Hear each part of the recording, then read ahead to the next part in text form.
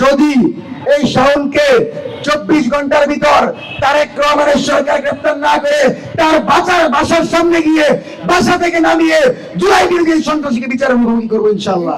আমি বলে যেতে চাই, আজকে শাওন আপার সাথে যেটা হয়েছে, আমি শাওন আপার জন্য না, একটা মেয়ের সাথে কেউ যদি এরকম মবের কথা বলে আপনারা সবাই রুখে দাঁড়াবেন।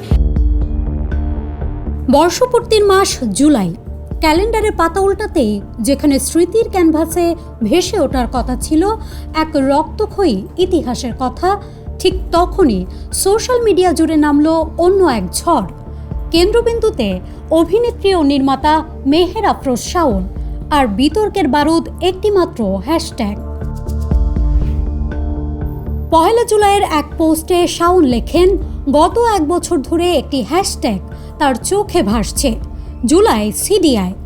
মন ভালো মন খারাপ, আড্ডা কিংবা রাগ, যে কোনো পরিস্থিতিতেই নাকি এটি ব্যবহার করা যায়। পোস্টের শেষে তিনি যোগ করেন, আজ যেহেতু পহেলা জুলাই তাই আমিও লিখলাম হ্যাশট্যাগ জুলাই সিডিআই।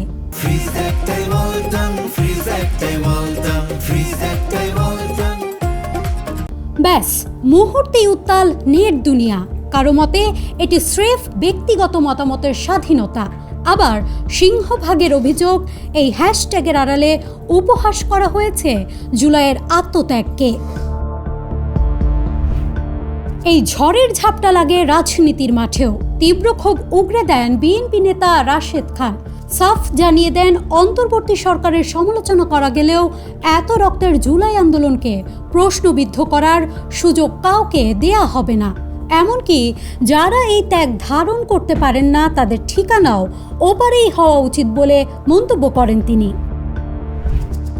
বিতর্ক আরও ডালপালা মেলে যখন শাওনের পাশে এসে দাঁড়ান মাহিয়া মাহি ও শান্তা ফারজানা। সামাজিক যোগাযোগ মাধ্যমে ট্রলের শিকার হন তারাও। তবে এই উত্তপ্ত পরিস্থিতির বিরুদ্ধে সোচ্চার হন সুপ্রিম কোর্টের আইনজীবী পিয়া জান্নাতুল। কোনো সভ্য সমাজে কাউকে এভাবে মবের শিকার করা গ্রহণযোগ্য নয় বলে হুঁশিয়ারি দেন তিনি।